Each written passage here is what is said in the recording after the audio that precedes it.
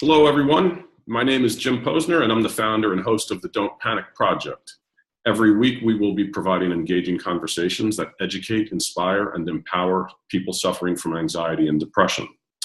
Today's guest is Akanksha Sadana-Raswant, and she's the founder of the Wholistic Tutoring company. She has a Master's of Arts in Childhood Education and a Bachelor of Business Administration and Marketing. Akanksha spent 6 years in the classroom, and she currently works at one of New York City's top private schools as a reading specialist and tutor. Welcome to the Don't Panic Project, Akanksha. Thanks, Jim.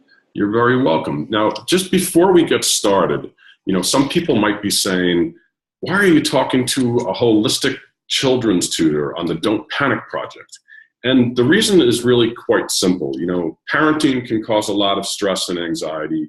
So here at the Don't Panic Project, we aim to examine a wide range of root causes and solutions for all types of stress. And believe me, as the parent of a 9-year-old and a 13-year-old, parenting can indeed cause some stress and anxiety. I understand. I have a 6.5-month-old. Exactly. So, it's actually a very relevant topic, and Akanksha is a professional in dealing with kids. And so, Akanksha, you started a company called the Wholistic Tutoring Company. So that's right.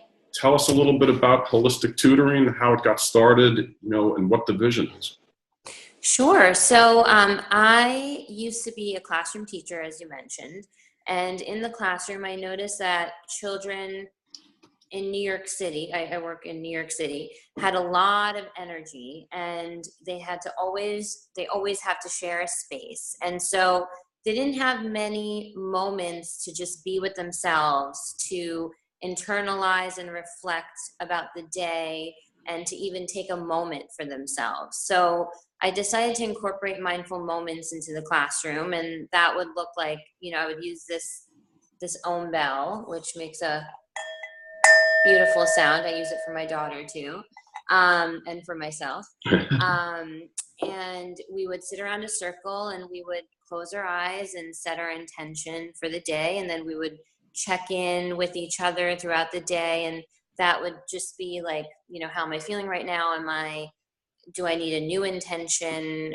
How is there a lot of energy inside of me? How do I calm myself down? So I noticed that first graders really needed that. All children need it. And so I decided to go that route in starting a business that incorporated academics and mindfulness. And the purpose of the company is to reach the whole child, the mind and the body. Because I do notice that, on my website, it says we live in a New York minute. And a lot of the times children have not been asked, how are you? How is your day? Let's reflect on it, because there's no time. Awesome. That really sounds really, really thoughtful and like something thank you. We certainly do need in New York City, especially, but obviously everywhere as well. Right.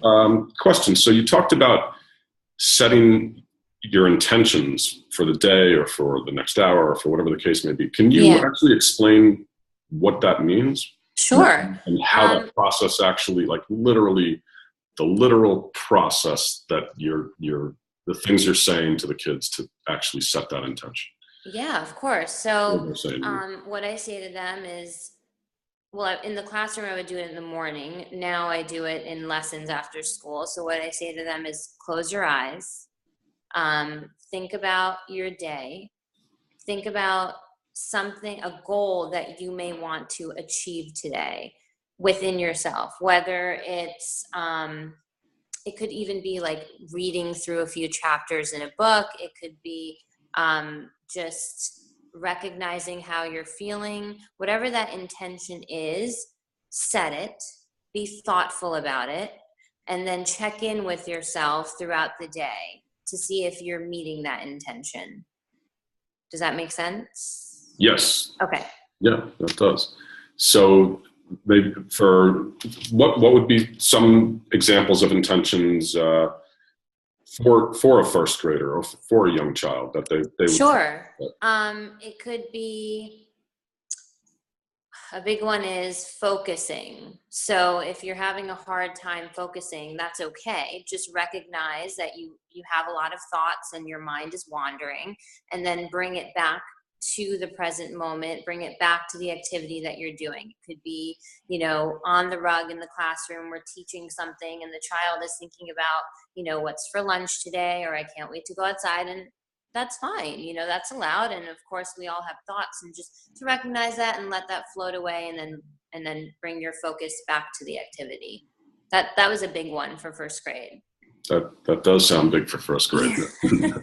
Heck, my son's in fourth grade, and they got their recess taken away one day this week because some kids didn't clean up the lunch table properly. Man, was he upset. He came home. Oh no. Yeah, I bet. They need that time outside. Yeah, they do, definitely. And it's something that he certainly looks forward to. So actually, before we actually carry on with what you're doing now, can you tell us a little bit about, how you got into mindfulness? Of course. So growing up, and even now, my mother is very spiritual. And so she would practice meditation with us from a very young age. When I say us, I mean my sister and I. So we grew up, doing gold light meditation. I don't know if you're familiar with that, where you send gold light throughout your body, starting at the crown of your head or your third eye, and you send gold light into your body to calm yourself down. It can be done in the morning for energy. It can even be done at night.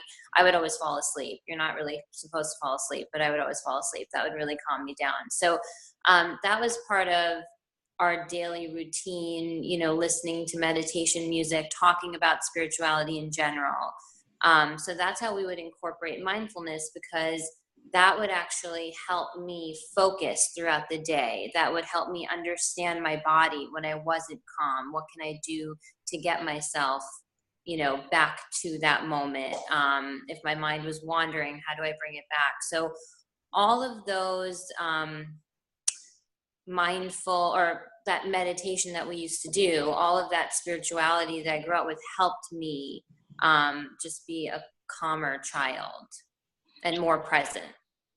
So the gold light meditation, are you, it's a visualization? It's a visualization, yes. And you're really picturing your body beginning to just get filled with this positive energy or gold light, and enveloping your whole body and washing away any tension or stress. Yes, exactly. Similar to a body scan when you're checking in with your body. This is a little different in that when you're checking in with your body, what we would say is everywhere the gold light enters into that part of your body, you would just relax that part. Oh wow, I really like that. It's a great. Yeah, it's really calming. It is a really great. Whether or not it's a riff on the body scan or the body scan is a riff on the gold light meditation, but I am familiar with the body scan, and that. Right. I also do that with children. They love it.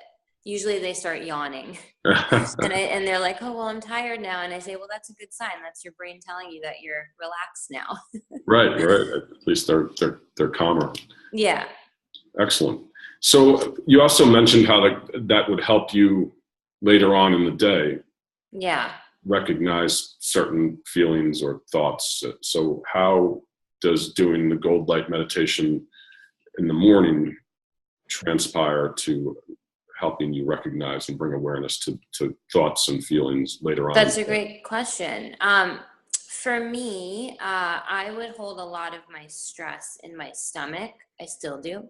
So, especially in middle school when we would have tests coming up, I would have a little bit of anxiety about it. I would get nervous. So I would actually focus on the gold light energy being in my stomach to help relax me. So that would really help during exams or when I didn't understand something in school. Wow, I love it. That's great.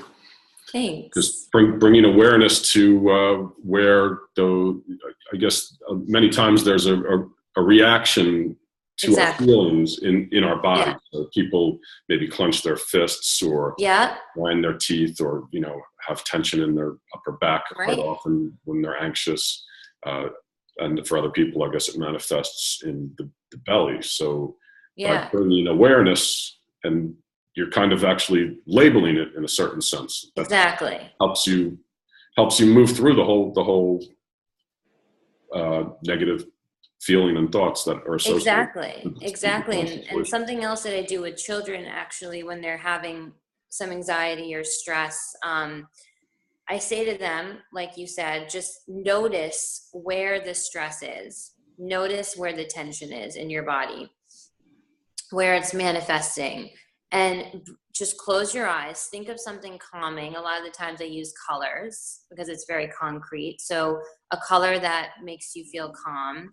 And breathe. When you're inhaling through your nose, breathe in that color to wherever your tension is. And breathe out the tension. So it kind of gets rid of the tension. And think of maybe, like a lot of children say, red, is affiliated with tension for them for whatever reason. So breathe out the color that makes you feel anxious. And it helps. It's like a visual tool almost to help you move through those difficult moments. I think that's an amazing tool, definitely. Great. And they can do it anytime, anywhere. That's the beauty of the visualization. So also going back now to, you had the what did you call it? The calming bowl that you just showed us? Oh, yeah. Mm-hmm. So you mentioned that you use that when you were in the classroom and with kids now also. How does that work? Oh my gosh, they loved it. I would actually, some teachers have bells in the classroom that they ring. We would ring this.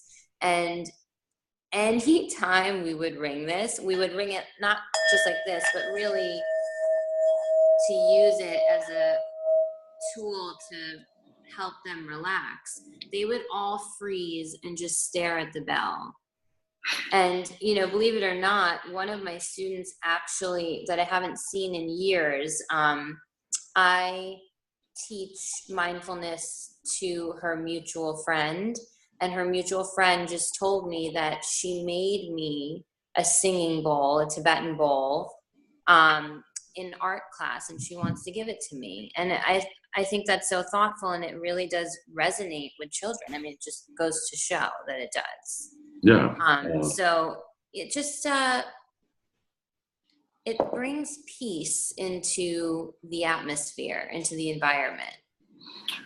So how did you initiate like the process of the bell, the bowl, into the classroom? Right. So did you say, all right, this is the singing bell, and when I ring it, we're all going to freeze, or just listen to the bell? Is that, so exactly. So we're all going to freeze. Whatever we're doing, we're going to stop doing it and just listen to the sound to just help center you. And instead of using a bell or instead of clapping, we would use those methods too in the classroom. This would just be another way of transitioning from activity to activity. So I would say, as soon as you hear the bell, stop what you're doing, look at the bell, listen to the sound. We also did some mindful listening with it too, and freeze until you hear the last sound. So can you do me a favor and ring the bell one more time for us? Yeah, sure. So that versus, I think the bell is a lot nicer and more. Yeah, I think so too. Using the clap to get kids' attention, I guess. Exactly. I guess maybe at certain moments the clap is necessary also. But, I think they're all helpful, especially at this time in the year. Towards the end of the year, you have to just break out every method there is, every trick in the bag. So you're no longer in the classroom, and no longer in the classroom. Although I do some classroom work at a private school. a few hours a week.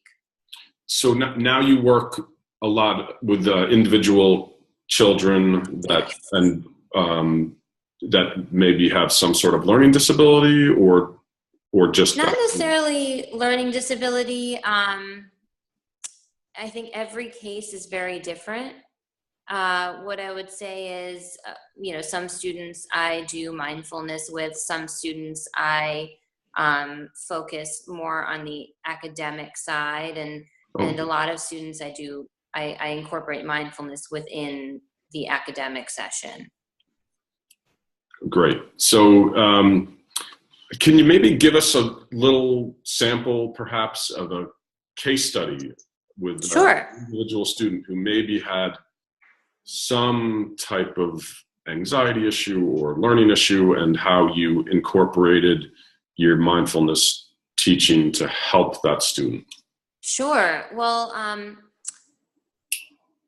a lot of my students, I start with and continue with using self-awareness tools.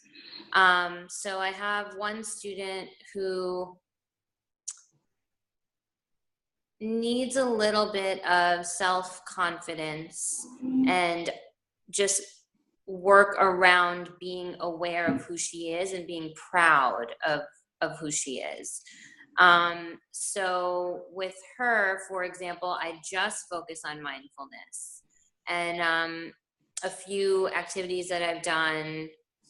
Let me think about the most recent ones.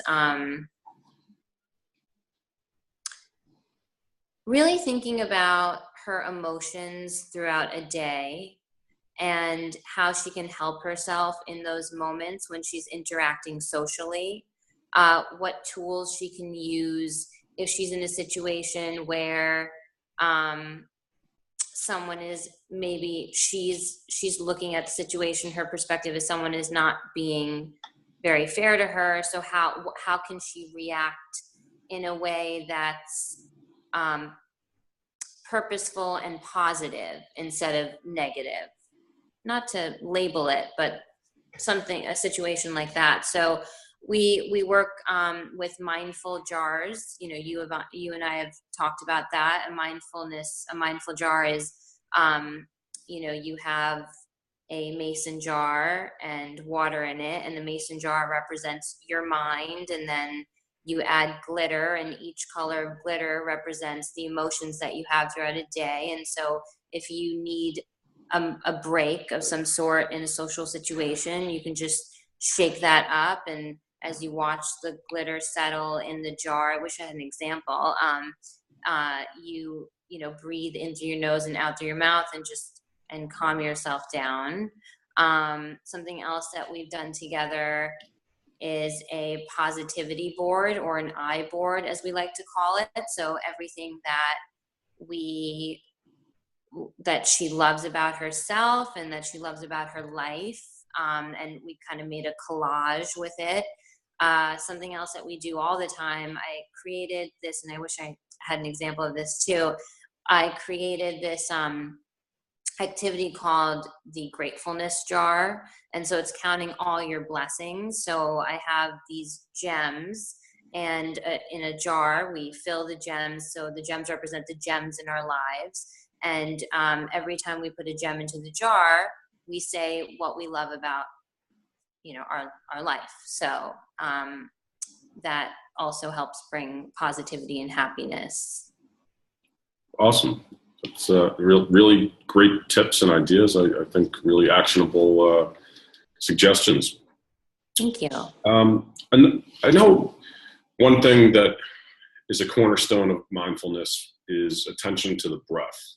Mm-hmm. Something Yes. we haven't talked too much about right now, but I would imagine that is a cornerstone also for helping kids maybe calm down a little bit when to attend to the breath. We usually start with breathing, because again, you and I have spoken about this. We don't necessarily breathe properly throughout the day, and so one technique that I do during a session is anchor breathing, where, you choose a part of your body where you put your hand.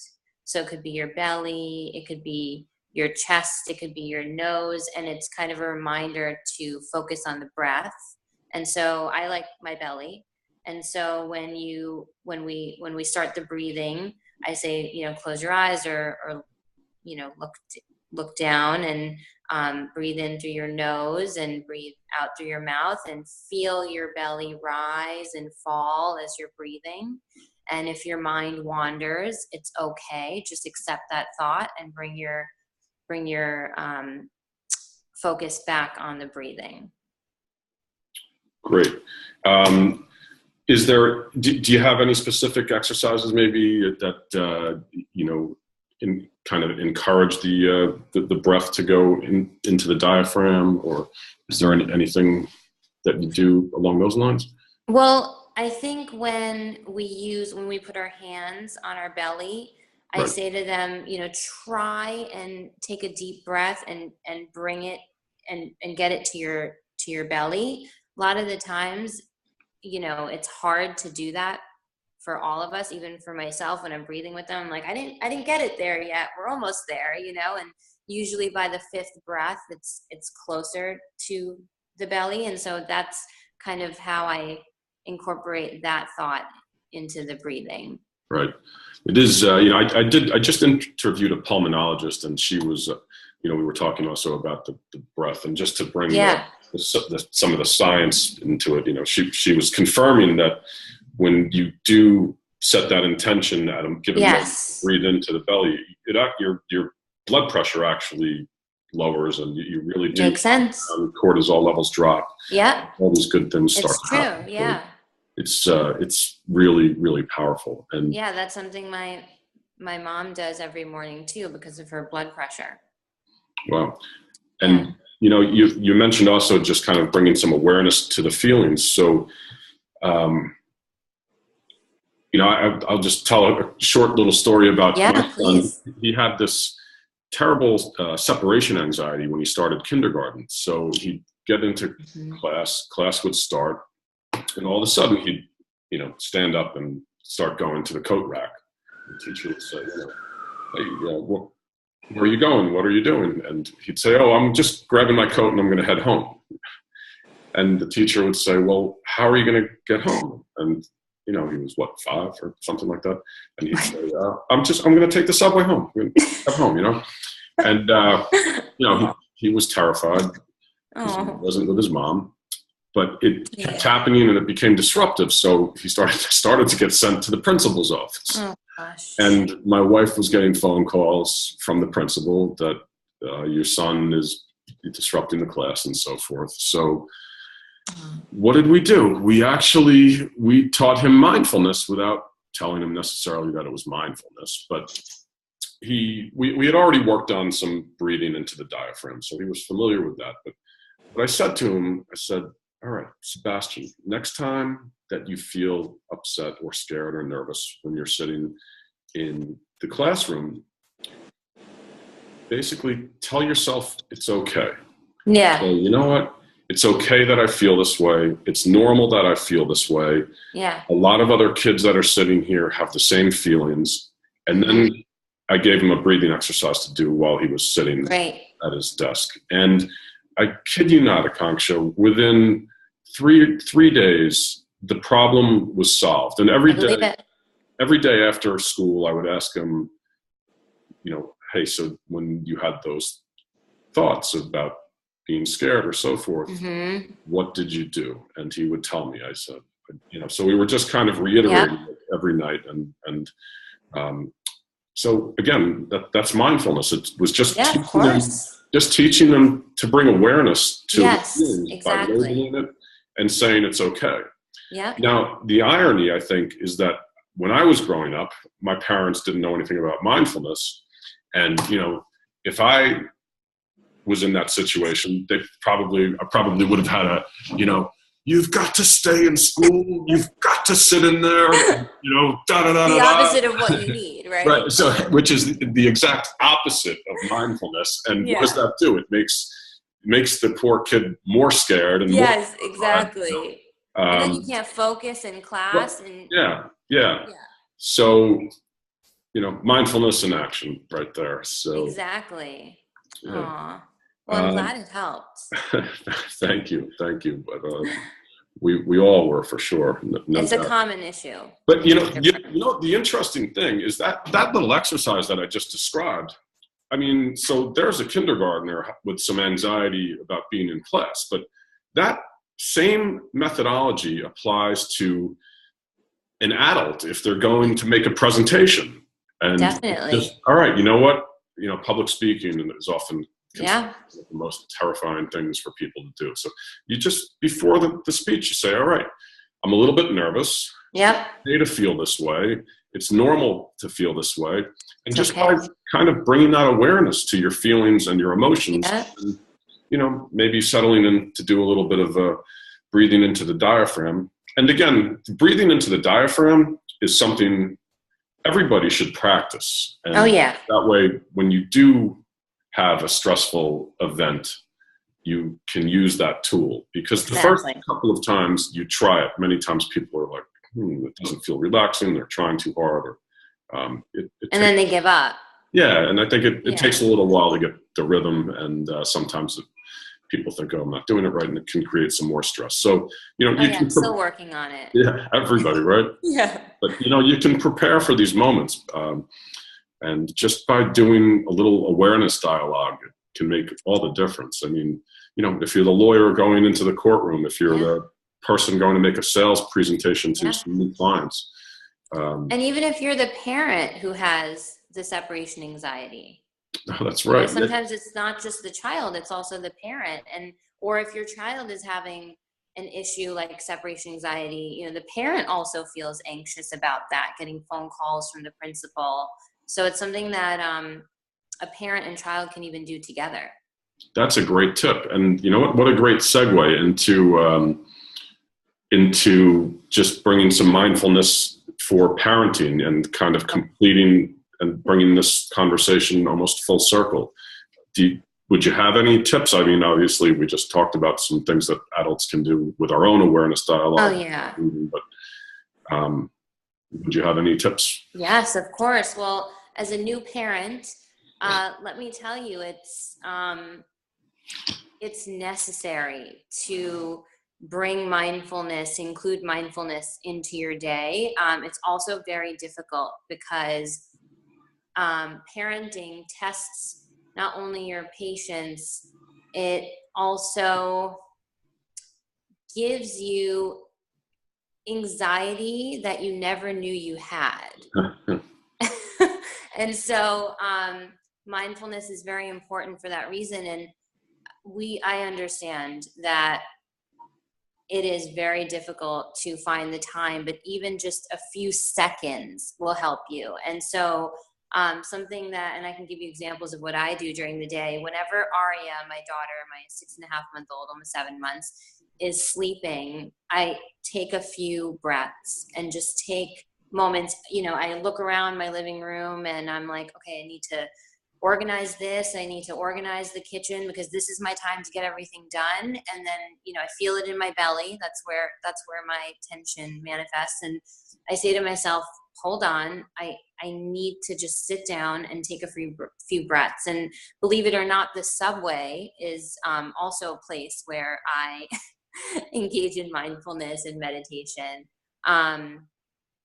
Another part of my day is actually mindfully eating, even if it's just 2 bites, because I do notice, especially in the beginning when Aria was a newborn, I just needed to, I just rushed through all my meals. And so now I really take time to notice everything, use all my 5 senses whenever I can.